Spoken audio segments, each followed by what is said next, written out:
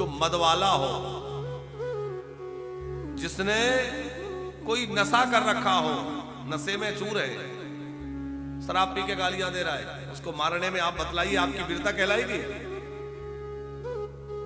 मत्तम प्रमत्तम, जो व्यक्ति धन के नशे में, पद के नशे में चूर हो रहा है, मदमस्त हो रहा है, उसको भी मत मारिए। अपने आप उसका अहंकार उसको समाप्त कर देगा। मत्तम प्रमत्तम उन्मत्तम, उन्मत्त हो रहा है कोई व्यक्ति जो है, विक्षिप्त हो गया है, पागल हो रहा है, बुद्धि खराब हो गई है, उसको बेचारे को मारो मत, उस पर दया करो। सुप्तम, सोए हुए को मत मारिए। सोए हुए पर वार नहीं करना चाहिए, प्रहार नहीं करना चाहिए। बालम, बालक पर कभी प्रहार नहीं करना चाहिए, बालक को नहीं मारना चाहिए। बच्चों को, हाँ वो अलग बात है कि माता पिता अपने बच्चों को अनुशासित करने के लिए थोड़ा डांट फटकार लगा दें, थोड़ा कभी चपत लगा दें, उसका अपराध नहीं है। लेकिन शत्रुतापूर्वक किसी बच्चे पर प्रहार करना ये गलत है। हमारे यहां धर्मशास्त्रों ने संविधान किए।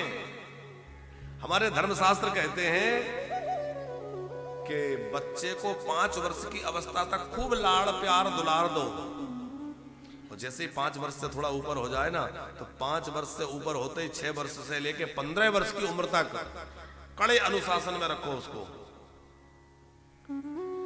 उसको आवश्यकता अनुसार दंड भी दो, कड़ा अनुशासन रखो, ताकि उसका जीवन एकदम निखर जाए। और 15 से ऊपर जैसे वो प्रवेश करे तो उससे मित्रवत आचरण करना चाहिए, मित्र की तरह उससे व्यवहार होना चाहिए, पर तो वो बड़ा हो गया। बालक पर प्रहार नहीं करना चाहिए, स्त्री को नहीं मारना चाहिए। मत्तम प्रमत्तम उन्मत्तम सुप्तम बालम स्त्रियम, स्त्री पर प्रहार नहीं करना चाहिए, क्योंकि जो व्यक्ति स्त्री पर हाथ उठाता है, स्त्री पर हाथ उठाते ही उसके जीवन भर के पुण्य समाप्त हो जाते हैं।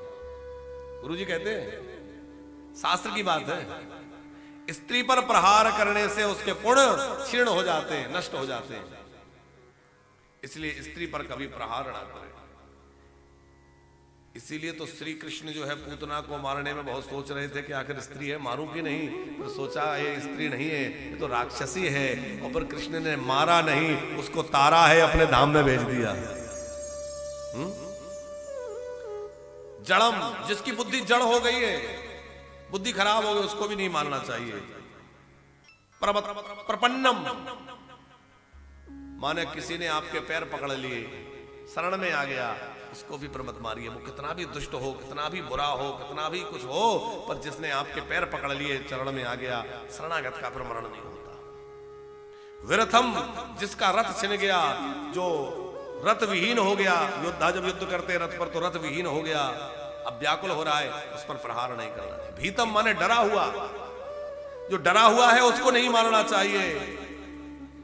ऐसे अवस्थाओं में भी शत्रु से शत्रु, कोई प्रबल शत्रु हो, उस पर भी प्रहार धर्मवेत्ता को नहीं करना चाहिए। ऐसा विचार करके अर्जुन ने उसको मारा नहीं, अश्वत्थामा को बंदी बना लिया और लाके द्रौपदी के सामने खड़ा कर दिया।